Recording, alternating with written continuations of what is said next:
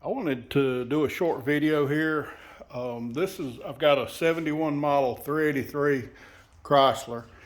And if you're going to, if you want a little more reliability in your starter, this is the factory old starter, and this is the high torque, I guess you call it, mini starter. This one is off for I believe it's a 94 Dodge Dakota with a 318. And there's the AC Delco information. And it's pretty much a direct bolt in, but a couple of things that you will have to do to put this on there is where the wires are on the mini starter, they'll have this adapter that extend them out, but the problem is this adapter hits the block on the big block. So it's just got a little plastic cover you pop off right here and unbolt. And then once you put the starter in, it's a little tight, but you've got access. I've got pretty decent sized hands. I can get in there and put the bolts on.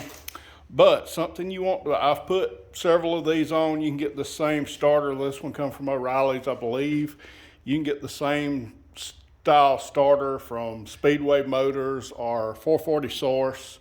And they're all kind of built about the same, but the only problem you may want to run into is if you look, this has a ring here and here, and it doesn't necessarily register to center up in the correct place on the studs.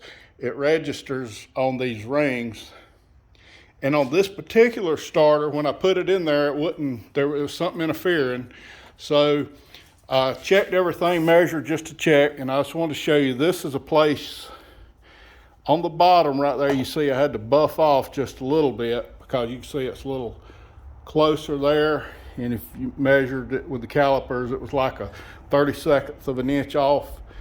And when you buff that off, just you can see it's still got a little mark I buffed off. It fits in there, but it still touches going in. But I buffed it down on my grinder, and if you put it in, first time I buffed it off, it would go in there and it would slide up to here. So I had there was an 1/8 inch gap between this surface and the bell housing. And if you don't notice that, you go back and buff it off till this pushes in and this contacts the bell housing. Because if you leave it out that 1/8 of an inch, and you put your bolts on there, nuts on your studs, you're gonna break the ears off of the starter. So make sure that you buff down the interference if it has any on that side, because this one interfered, and I think the Speedway one or Speedmaster one, I had to do a little modifying, but the 440 Source one just fit right in there, no interference. But they've all got the issue with the, where you have to take that adapter off there, that extension off. But just be careful when you put it in there. Just spend a little time. You've got plenty of room. This truck's got headers on it, and I can put the starter in from the top or the bottom. It's not a problem.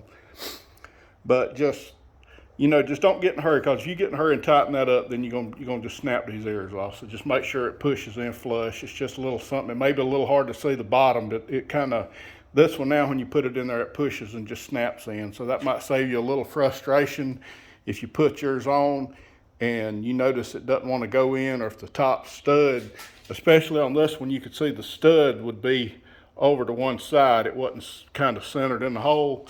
But once I got it ground down to the right amount, this just snapped all in there. So just be careful when you're doing it, and just something to watch out for. Y'all have a good day.